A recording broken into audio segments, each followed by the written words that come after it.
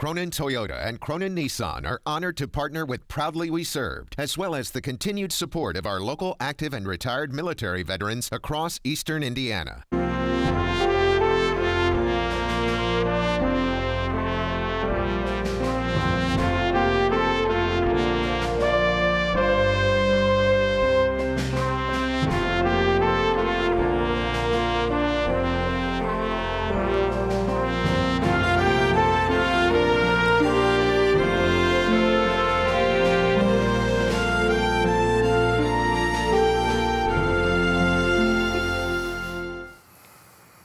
I'm Al Bledsoe, Veterans of Foreign War, Post 1108. I'm Ron Chappell. I'm chaplain for the local Vietnam Veterans Chapter 777 here in Richmond and co-host with Al here at Proudly We Serve. Our guest this morning is Pete McDaniel. He's no stranger, a good word, yeah. No stranger to the program, and there's some new things that were coming out for veterans, and thinking about it, who would be better able to tell us what's happening in 2020 for our veterans? So, well, Pete, what's going on, man? I know there's a lot of there's a lot of stuff rolled out last year. A lot of stuff putting the rubber to the road this year, as we want to say. A lot of good stuff going on as far as commissary privileges for disabled veterans and their caregivers. That's one of the few benefits that veterans get that they're now going to extend to caregivers, just for the simple fact that they go to the commissary and get stuff for the veteran, and they provide the care for the veteran and needed services, and it just makes it easier if the veteran's possibly homebound or something to utilize this benefit that will in return be used on or for the veteran. So will the caregiver have to get a special ID? Correct. For herself? They will issue her a special separate ID. The veterans, we right now they're using I thought they said they could use their VA award letter, or you can use your VA medical ID. Okay. To access these at this particular time. We've also got the urgent care program coming out and getting a good start this year. It came out last year, and that's just where veterans can utilize urgent cares. And there's one here in Wayne County, here in Richmond, out there on East Main, that you can utilize their VA. There's certain ones that are affiliated with the VA that the VA is bringing on board. It's still in the process of getting more and more providers for VA access, but there's quite a few right now as it stands. You have to check to see which ones are in the program with the VA that have dovetailed to provide services for veterans. And that'll benefit veterans greatly on the weekends.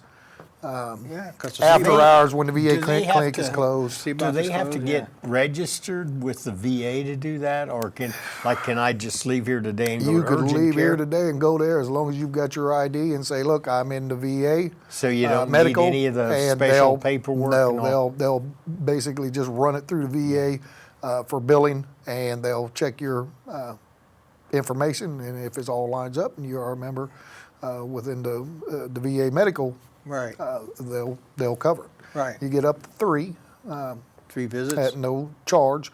After that, I believe they start doing a copay. If you are not 100% service connected, certain times you will pay a simple copay, and I'm pretty sure that's right around $30 copay. I'm pretty sure what I read. Is that 3 within a calendar year, fiscal year? Calendar year. And how far can urgent care go with, like, are they just treating colds and stuff like that? You know, it's generally going to depend upon that provider, what they offer. I know the one out here on East Main, they have x-rays. So you can get x-rays, and some won't. They have prescriptions. You can get a prescription filled there, and it's all covered by the VA. Whatever that urgent care provides, they'll do. Now, if they send you on out read, then we're opening up a different box, basically, and then we have to have VA approval to go that route. But as far as colds, flus, stomach aches, issues, skin rashes, the basic stuff that the urgent care will cover. It's a good choice for the veterans. So Because like I said, after hours, when the clinic is closed, weekends, it saves that veteran having to go and outread or possibly paying out of pocket or driving to the Dayton VA. Yeah. On the medical records, there was, I had a couple of inquiries on getting medical records from Dayton to like a doctor in Richmond or Reed Hospital or whoever it is, and they said that the process was slow. So It is. Is there anything that can be done to speed? Like I got to, I'm doing some changing around right now, and I told them I was going to put them on a stopwatch to see how long it was going to take him to do it. And he said, well, absolutely 30 days or less, but we tried to do it in 7. And I said, can I quote you on that? And he didn't say anything, but I'm saying is there a good way to tell guys that, look, you can do this, that'll speed the process up some? I tell you, to be honest with you, I always suggest, because different offices operate under different operating procedures. You have particular offices that if they have limited personnel and they only have somebody doing this on Monday afternoons, you run the risk of it taking an extended time. So I always tell guys, look, go to your doctor's office and just request them, hand deliver. Yeah. That seems to be the. What do you do if the VA, though? Are they going to do the same? If I go to Dayton, are they going to give me my medical records? Well, if you go to the Dayton VA, the VA can pull out anything out of them files. They have access. We don't have to get releases for the VA. Okay. Or through the DOD. They have access to them. It's only your private care providers. Your say if you go to Reed and say we did a claim for ischemic heart or neuropathy or some where you had the diagnosis from a private doctor. Sure. That's when the VA says, look, we need to get that, and we have a particular form, a 4142, that we complete, and it's just a medical release. And what the VA will do, they will respond, and they'll say, hey, here it is. You got 30 days to respond to this request. Sure. If you do not, we're going to let the veteran know, and we're going to move on. And that's the way they will do it, because if you think about if they had to wait or try to forcibly have every doctor's office across the nation send the VA forms,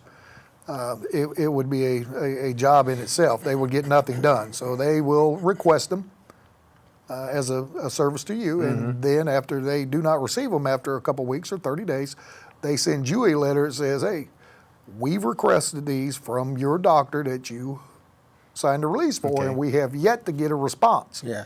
And then they just remind you, it is your responsibility to get us those records. Yeah. And they say, if we ain't got a response in 2 weeks, we're moving on.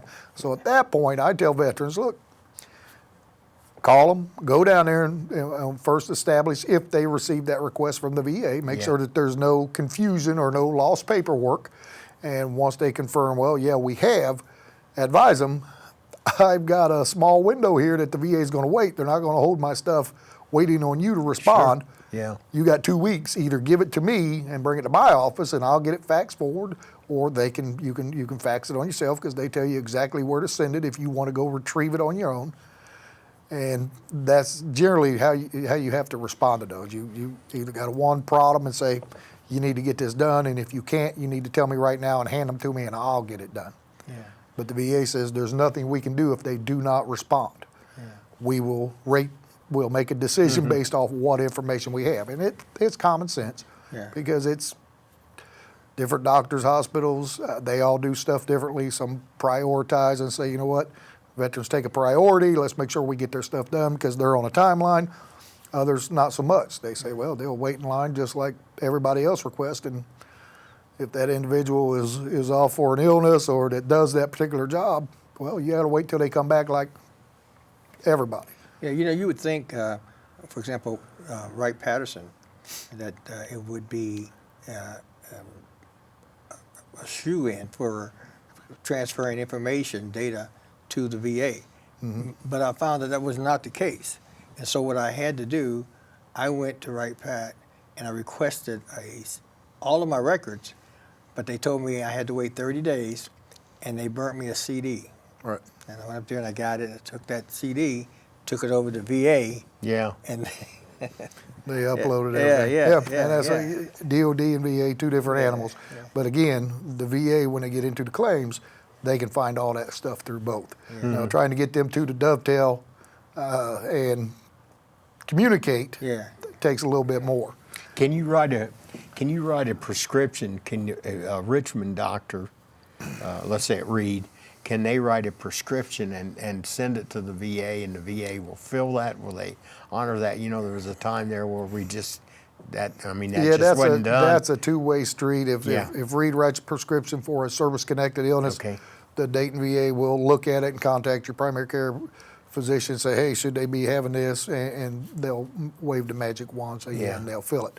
Same token, your primary care physician here locally, if you need a prescription immediately, he can write you one to get you by until you can get the mail in from the VA. Right. Yeah.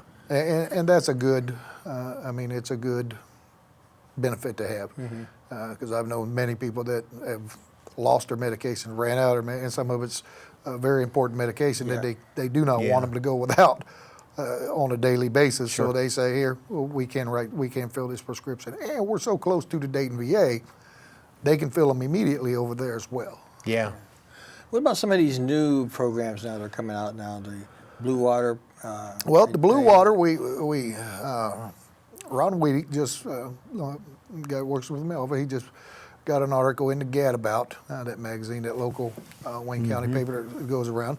We're getting on shows like this to say, hey, the Blue Water Navy is a benefit that the VA has opened up for presumptives for Navy veterans and other branches of service that were aboard ships 12 nautical miles off the coast of Vietnam. It used to be that you had to step boots on ground, which just means if you was in the Navy and you did some inlet patrols, or you was delivering supplies, and as long as that veteran stepped off that boat on the dirt to either anchor it, dock it, he's covered under the presumptives. And the presumptives, we all know what those are. Those are just basic the diseases and illnesses that the VA come down and say, look, there's so many have it, we're not going to question it. If you have it, we're going to assume that it's got to do with an Agent Orange exposure, and we're going to cover it.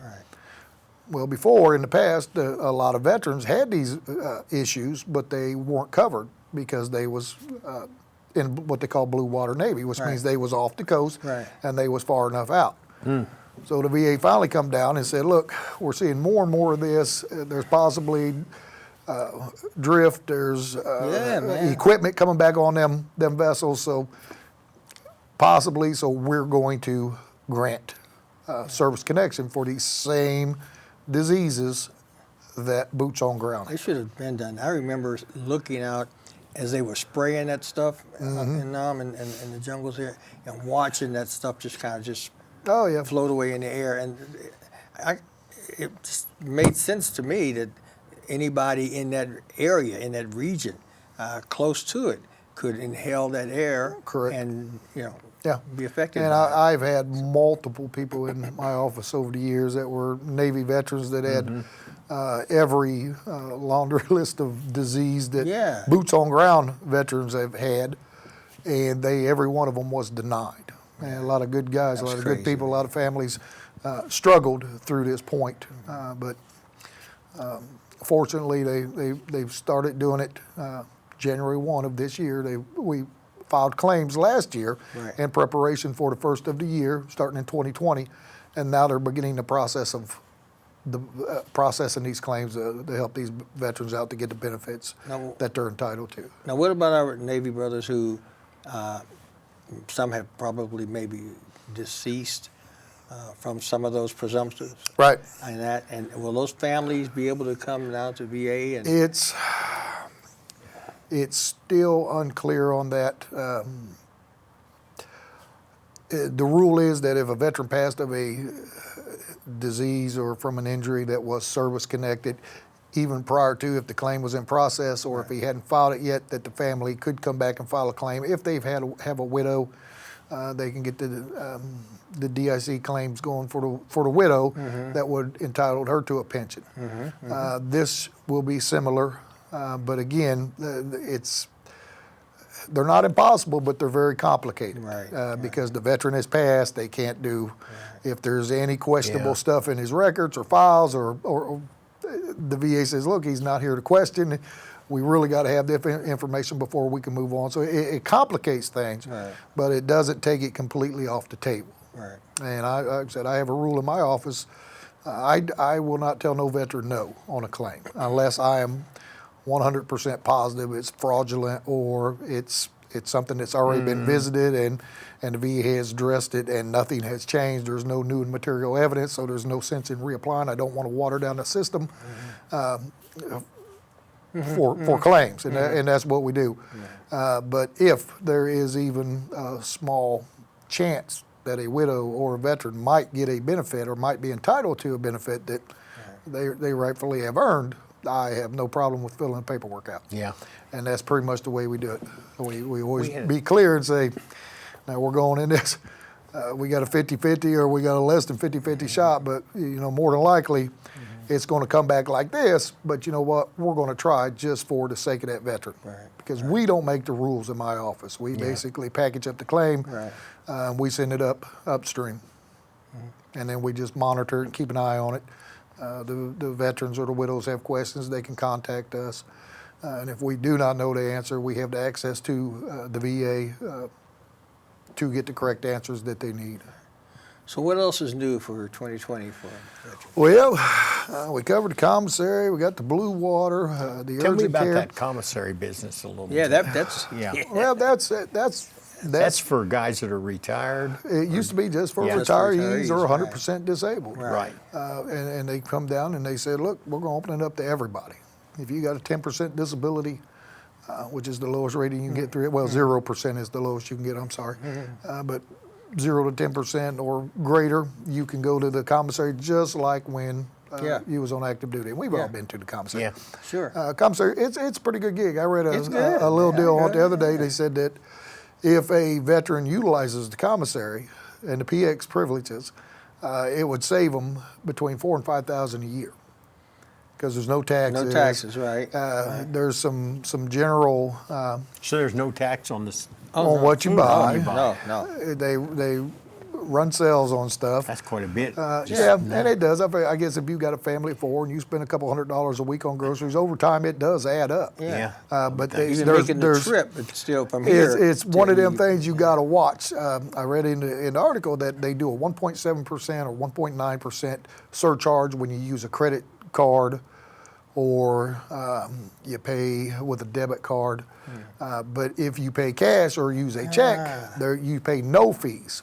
Wow. So the benefit comes from making sure that you have cash or a check and not a credit card, because then you're paying, by the time you add it up, you're right up to that 7% sales tax that you pay out in the civilian world. So always look at that and say, well, if I'm going to benefit from this and I want to use it, the best way for me to go would be pay cash or with check. How competitive are they on prices and things? They're good. They're in line with everybody else. I go there often when I go for medical. I usually stop out at PX or the commissary and see what they got. You run good. They run good sales and good prices, and when, like I said, you get a good sale with no taxes, it's even better. Yeah, I'm not going to drive all the way up there to get a gallon of milk. Right. But you got some families that buy by the month. Yeah, they will purchase their groceries for a full month. Sure. Yeah. They're on a fixed income. They get paid monthly, and they say, hey, we're going to drive up on 1st or 5th or whatever it may be, and they're going to buy all their stuff except for their bread and milk and eggs, and they'll be good. We also have not to get off course, but there's a benefit out there that was started last year for 100% disabled veterans and student loans. Oh, yeah. And I don't know a whole lot about it. I've just got bits and pieces here and there, and just enough information to make me dangerous on this. It's implemented, but there's a lot of the educational part is not necessarily. I can get you where you need to be in there, but once it gets past a certain level, it goes outside my pay grade, and the VA keeps it just between them and the veteran. But there is a benefit out there where veterans with student loans, and they are 100% disabled, their student loans are going to be relieved. Wow. And which is a good deal. Yeah, that is a major, It really major is. thing. And like I said, that's just if veterans get out, they've lost some limb, they've got some serious service-connected disabilities, and and they say, hey, I gotta go to school, and they're going to school for 5 years, and now they've graduated and they're ready to get out in the workforce. The VA says, look, we're not going to hinder you anymore with these student loans. They wipe them out the way, and they let them focus on getting their life back together. That is great. It takes that burden off of them, and which is good. Right. How are we doing with our veteran count in the community? You know, We're all across state. We talked before. The veteran population is going nationally. It's going down. Going down, yeah. And that's just a given. Indiana has dropped tremendously. Last year we went from 5,200 down to, I think we're at 49 and some change right now on veteran population. that's higher than what I thought it would be. Yeah, but if you look across the state, it's the national trend. Everybody's losing. Everybody's going down. VA expenditures are holding their own pretty good as far as that, which basically says, look, our veteran population is going down or passing or moving to different areas, but we're holding our own pretty good as far as getting them benefits, what veterans we do have. The more veterans we get access to the VA system, the better it makes the lives of them veterans. It benefits everybody involved. So I always advocate for it at county level, city level. I just focus on the bare facts of it. If we have an environment that our veterans can flourish in and they're happy to be in, and they can provide for their families and have a place to receive their benefits and get their benefits and have somebody that can oversee and help them, it keeps them in these areas. It keeps them able to survive and get what they need. Do they have, it seems to me, I'm thinking that I've sent a couple of guys and they filled out the application to get insurance, or not insurance, but get VA medical or whatever you call it. And it seemed to me their income was too high. Is that a restriction? Yeah. How much of a can you get through that? All Or is that veterans gonna- getting out. All veterans getting out of the military, they've got 5 years of VA benefits, just the way it is. Your older veterans, the older population, they're basing it off income now because they had so many veterans utilizing the VA that the VA was they was getting overrun with numbers and it wasn't expanding enough. So they said, look, if you've got insurance and you're working and you've got insurance and you can provide medical care for yourself, we're not gonna, there's nothing we can do for you if you make over X amount of dollars. And that changes from location to location is the way they do it. Those that have a service-connected injury, there's no questions asked. Hey, you're welcome to come to the VA. That's what we're here for.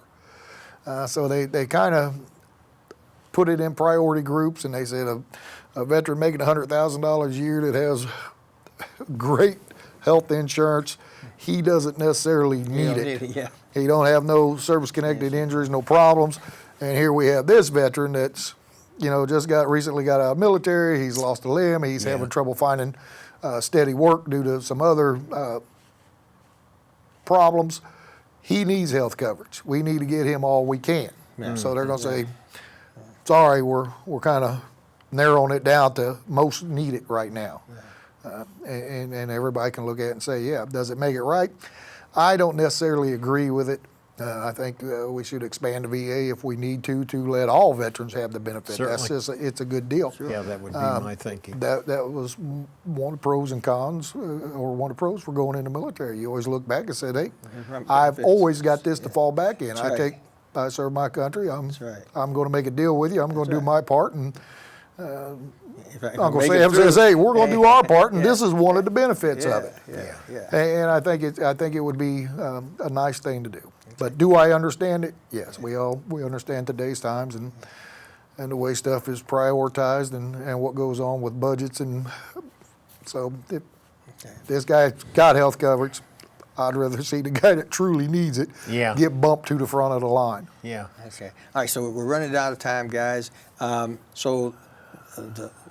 There were 3 new changes? Well, we've got the Blue Water Navy, that's just if you have a family member. Right. I always encourage everybody, if you have an older uncle, aunt, grandfather, father, friend, encourage them to look at their VA benefits. Okay. There's a tremendous amount of stuff out there. The United States does a great job in taking care of its veterans.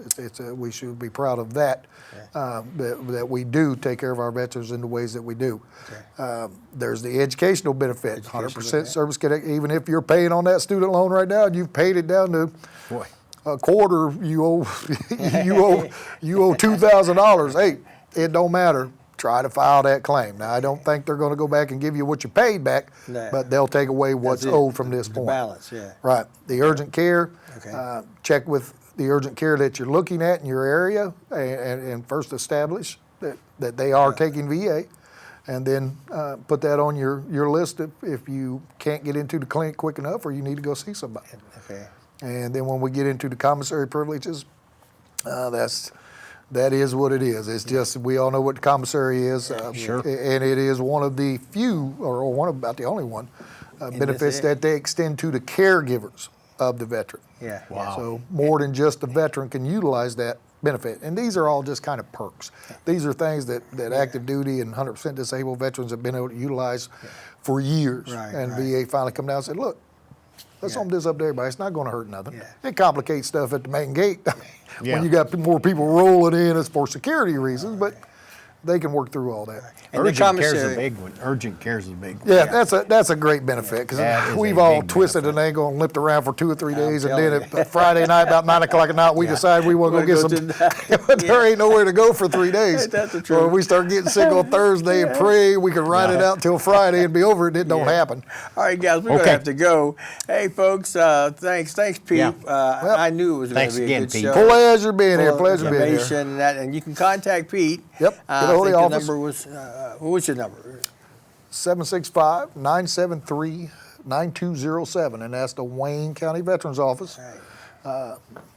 Just give us a call and we'll see what we can do. Okay. Thanks. Right. Thanks, folks, and thanks for watching Proudly We Serve. We appreciate it.